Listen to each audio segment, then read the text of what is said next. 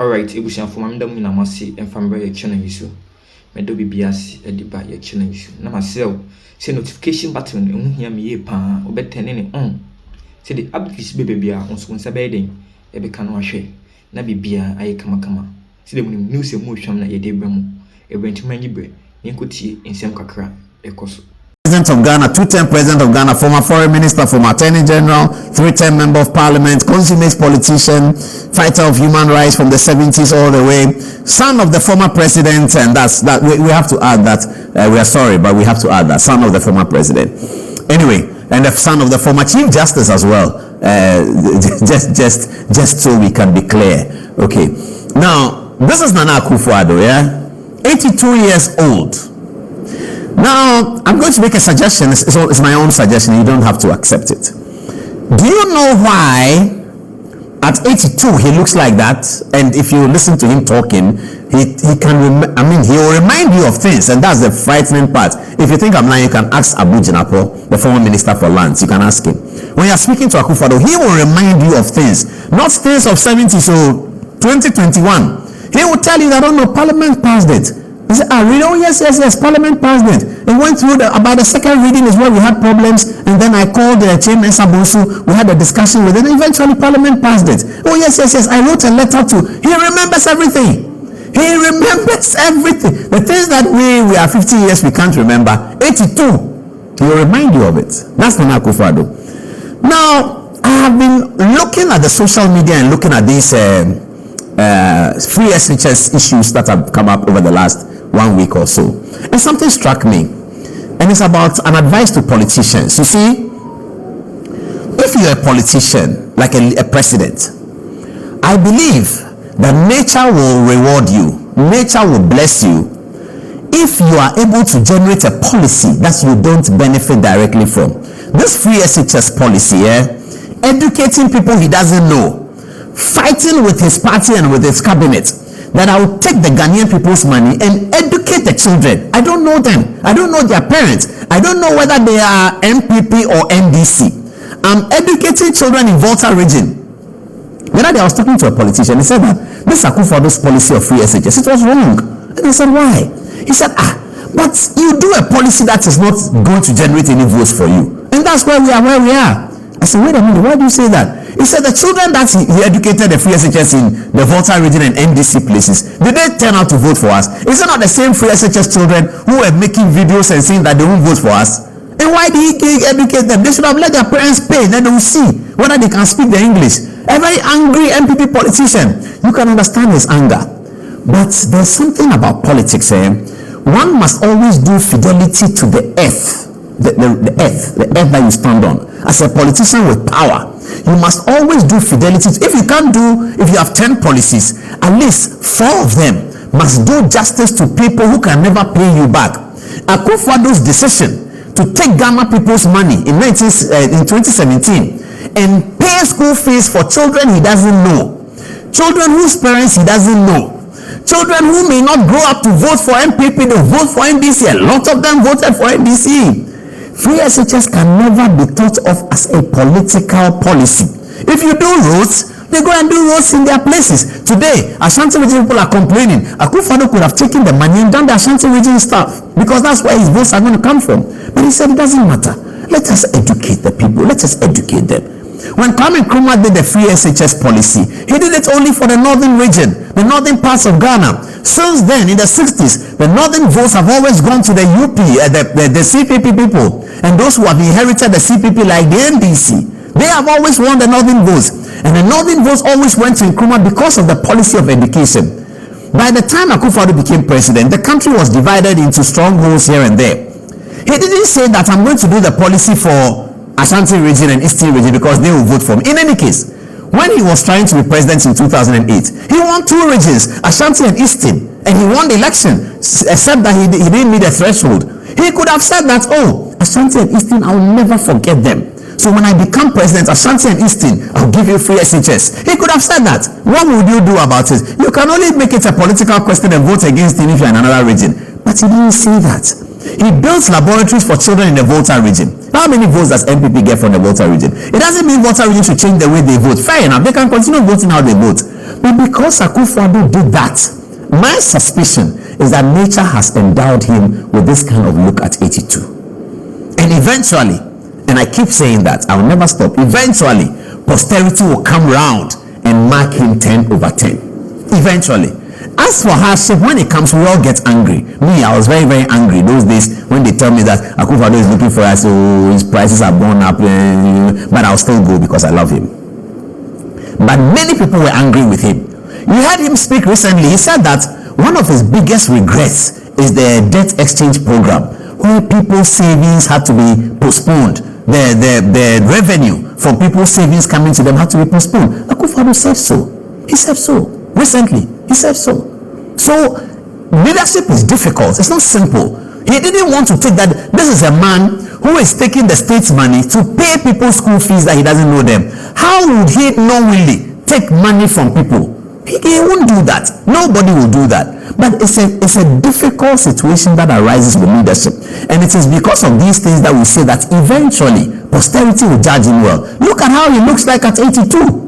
82 years he's standing in winter in school. 82. He's walking freely, talking, thinking, remembering his recollection. Super. He can remember everything. If you ask him to give a speech now for 1 hour, he will. So long as you're talking about the things that interest him, politics, leadership, judiciary, independence, constitution, when you talk to him about history, when you talk to him about these things, he can remember everything. I just want to say, Mr. President, thank you very much for your leadership. Congratulations on the way you look at 82. It's always a blessing. All right. He is the initiator of all of these new processes. Everyone must have thought that the process was over after the Court of Appeal ruling, and especially after the discontinuance by the new Attorney General of an application that Mr. Dame had filed by the Supreme Court challenging the Court of Appeal's decision. The Court of Appeal decided against the High Court that Richard Jakpa and Kaisel Atuforsen had no case to answer after the prosecution had closed their case. The High Court judge, Leonard Ifiasewa, had made a ruling that the two accused persons had a case to answer, that the prosecution had made a case sufficient for them to answer. But on appeal, it was overturned by a 2-1 split Court of Appeal decision. Whilst Godfrey Dame was still Attorney General, he filed an application, a further review of the matter at the Supreme Court. But the new Attorney General, Dominic Ayine, discontinued that matter. So it was thought that the matter was over.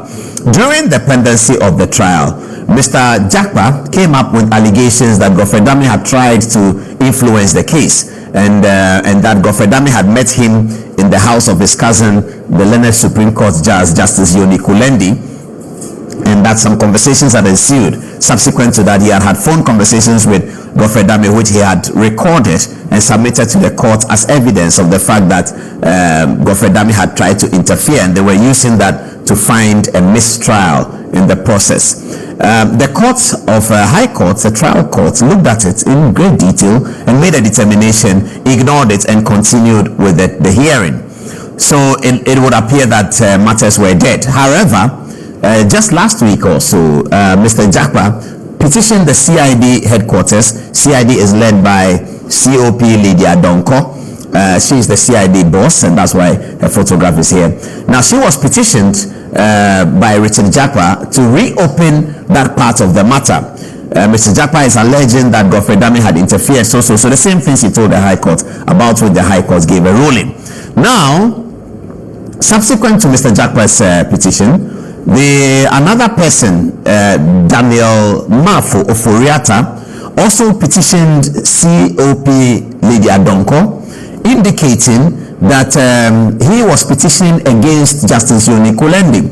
He wanted the CID to investigate the extent to which Mr. Kulendi must have played any role in the process. Now, he is concerned that Mr. Kulendi must have used his position as a justice of the Supreme Court to attempt to influence the trial in favor of his cousin, Mr. Jakpa, for which reason Godfrey Dame was invited to the Leonard Supreme Court judge's home, and everything that we know ensued. So that petition is also before the CID. The CID then issued an invitation to Mr. Godfrey Dame to appear before them yesterday and to answer questions about this matter. So it is in that regard that Godfrey Dame attended the CID headquarters, and when he showed up with his lawyers, Frank Davis, former Greater Accra Regional President of the Ghana Bar Association, 38 years standing at the bar. Frank Davis is a very senior lawyer with extensive practice at the Supreme Court.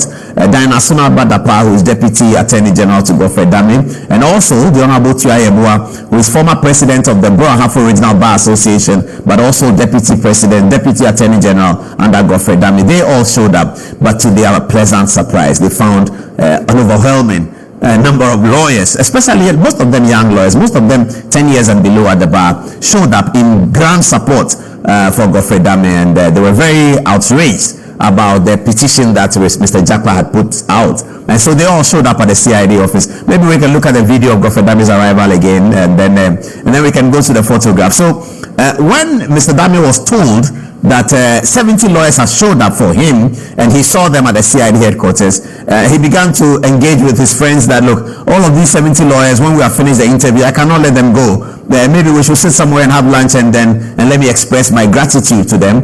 And so soon after the event, there you see Gary Nimako, who is the leader of Gary Nimako is the head of the legal of the New Patriotic Party, himself recently in the news, having brought a legal action against the Fourth Estate. You remember that? Kojo Frimpong, also Godfrey Dame's head of PR, is also in there. And then, so that's Gary. That's Koi Suman, another brilliant lawyer. He was counsel to the president, Akuffo Addo. And Koi Suman is these days growing his hair. I don't know whether that's the look he wants in opposition, or he started it before the MPP lost the election. Okay, so after that, I was told that Mr. Dame is having lunch with all the lawyers who attended the court, and that he is expressing his gratitude to them. Okay, so I moved in there to where they were having lunch somewhere in Accra near Godfrey Dame's office. He couldn't host all the lawyers in his office, so he went out to a nearby place to have lunch with them and to express his gratitude. We got some photographs from there, and I'd like to go through it so that you can see. Now, this is the photograph. This is Godfrey Dame and Diana Asunaba Dapa, who was one of the lawyers for his boss. This is Gary Nimako speaking to the group of lawyers who came in to express their gratitude. This is a prayer being said. You see all the lawyers around the table. They were also quite happy that Mr. Dame had found one place to put them together, and Frank Davis also gave a testimony about the legal proficiency of the former Attorney General, and for which reason he was completely outraged about this invitation and the petition at all. And so he went in there, of course. And then this is still some of the lawyers. You can see most of them are very young, less than 10 years at the bar. They were all there. Godfrey Dame speaking to them, expressing his gratitude and showing his love for them. Here they are having a conversation. When they are young lawyers, there's always argument, and so you see them arguing among themselves. They argued about almost everything. We're talking about constitutional amendments and what can be amended and what cannot be amended. Godfrey Dame expressing his gratitude here to Frank Davis for Frank Davis showing up at the CID headquarters. He was very grateful. Diana Sumaba Dapa encouraging the young lawyers. Now, this is a very interesting photograph here, because in the middle here is former secretary to the president, Nana Asante Bedietuo. Maybe you can put the picture directly so they can see it well. Nana Asante Bedietuo is in there. He is in the lawyer in the middle, and everyone was excited. I was terribly excited to see him. I've heard him talk. I've seen some of the videos about him singing and all that. But when I saw him there yesterday, I said, oh, wow. Nana Bedietuo also spoke to the lawyers, encouraged them to stay with the philosophy of right wing, to stay with the philosophy of human rights, to stay with the philosophy of an independent judiciary. He spoke very well to all the lawyers. It turned out to be like a seminar. It was really, really exciting to be there. If you like law and you like constitutionalism and things like that, it was really, really great. A very, very beautiful gathering of all of these lawyers. This is one of the lawyers also responding to the matter. Of course, the Dr. Mrs. Dame was also there in support of her husband. One of the lawyers from Akuffo Addo Prempeh & Co. also speaking to the audience. I was in the office when they called me, So I couldn't wear a black tie and all that. I was just hanging out here doing my work. So I joined them. It was fun. It was real fun. So that's called Suman, myself, and Kodo from Pong.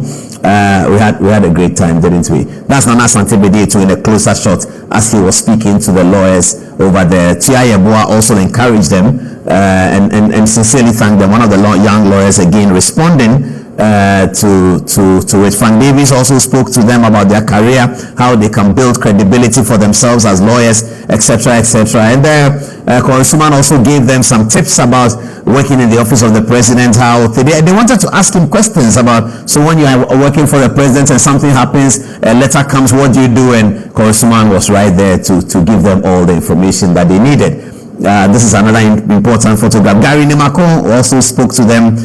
He is a politically exposed lawyer because he's the leader of the NPP. He told them about how that works as a barrister who is also politically exposed, how that works. And they all thoroughly enjoyed themselves. At the end of the day, they had this huge group photograph of almost everyone who came there. And Mr. Dame was very, very grateful to all of these lawyers coming to the CID to show the support. Let's get back the photograph of the four, and then let's ask the question. So where do we go from here, actually? Because the CID now has to continue with the other petition, which is by Daniel Mafo Foriata, and we are really waiting to see what happens. Often we see that the government agencies will work this way against opposition, for government against opposition, but we're really waiting to see how COP Lady Adonko will deal with the petition that has been received by her office from Daniel Mafo Foriata, where he is requesting an interview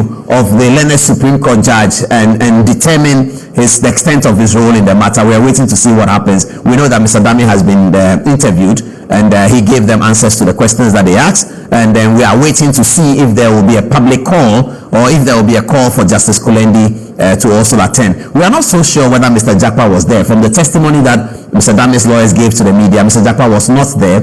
His petition was before them. He was not available, so I don't know how they do their work, but the CID know best how to do their work, but he certainly wasn't there. So this is the story from yesterday's attendance to the CID headquarters by the former learned Attorney General Godfred Yeboah Dame. On to our next story. Nana Addo Akuffo Addo is back in the news. So, Nana Hesse Ojiri put up this photograph on social media, and his concern was that, I believe this is Fawaz, Akuffo Addo's, one of Akuffo Addo's aides, who was an aide to him during his government period.